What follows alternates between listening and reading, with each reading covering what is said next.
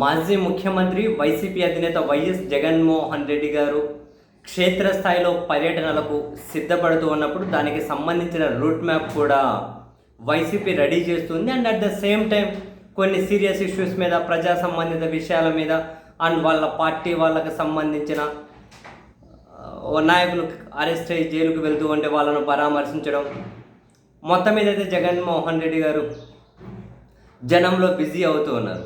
ఈ క్రమంలో వైసీపీకి జగన్ గారి భద్రత చాలా ఆందోళన కలిగిస్తూ ఉంది.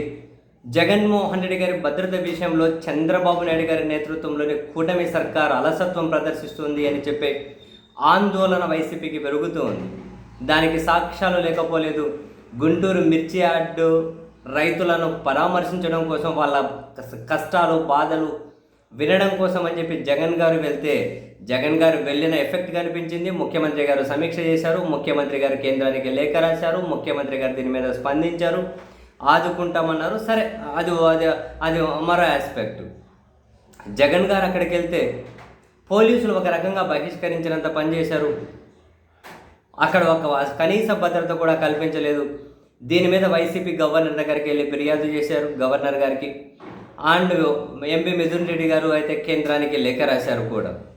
సో డైరెక్ట్గా ప్రధాని నరేంద్ర మోదీ గారికి ప్లస్ కేంద్ర హోంశాఖ మంత్రి అమిత్ షా గారికి ఒక పార్టీ లోక్సభ ఫ్లోర్ లీడరే లేఖ రాసేసరికి, సాక్షాత్తు ఎంపీ లేఖ రాసేసరికి, అది కూడా Z+ సెక్యూరిటీ ఉన్న ఒక మాజీ ముఖ్యమంత్రి భద్రత విషయంలో కేంద్రం స్పందించకుండా ఉంటుంది అని చెప్పి డెఫినెట్ అనుకోవడానికి లేదు. ఈ క్రమంలో దీని మీద జగన్ గారి భద్రత విషయంలో కేంద్రం ఆరా తీస్తూ ఉన్నట్లుగా అయితే తెలుస్తూ ఉంది. తన ఏ భద్రతలో ఉన్నారు, ఇప్పుడు తను క్షేత్రస్థాయి పర్యటనలకు వెళ్ళినప్పుడు ఏ భద్రత కల్పిస్తూ ఉన్నారు, అసలు గుంటూరులో ఏమైంది, ఎందుకు కల్పించలేకపోయారు, ఈ మొత్తం విషయాలన్నింటినీ కూడా కేంద్రం ఆరా తీస్తుంది. దానికి సంబంధించి వాళ్ళ సోర్సెస్ నుంచి నివేదికలు కోరినట్లుగా అయితే సమాచారం. సో వాళ్ళకు ఒక బేసిక్ ఇన్ఫర్మేషన్ రాగానే జగన్ గారి భద్రతకు సంబంధించి నేరుగా ఈ విషయంలో రాష్ట్ర ప్రభుత్వం డీజీపీ దగ్గర నుంచి కూడా జగన్ గారి భద్రత విషయంలో వాళ్ళు నివేదిక కోరచ్చు.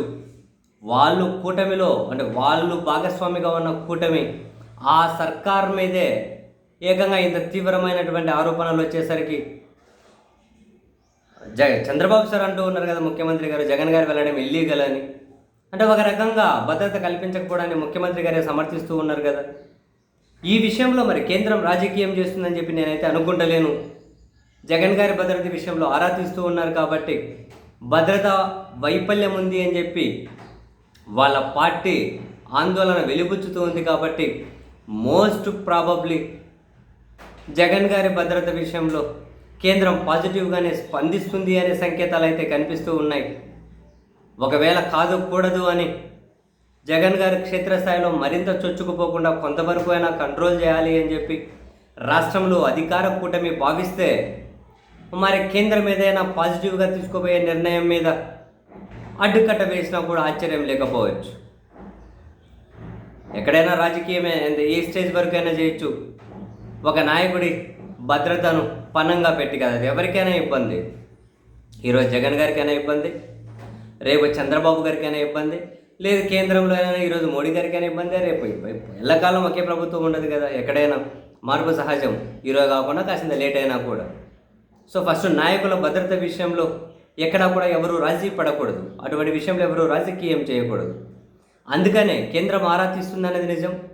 పాజిటివ్గా వాళ్ళు ఒక నిర్ణయం తీసుకోబోతున్నారు అన్నది నిజం. ఖచ్చితంగా తీసుకునే పరిస్థితులు ఉన్నాయి. మరి ఆ నిర్ణయాన్ని ఎవరైనా ప్రభావితం చేస్తారా అన్న విషయాన్ని అయితే చూడాలి.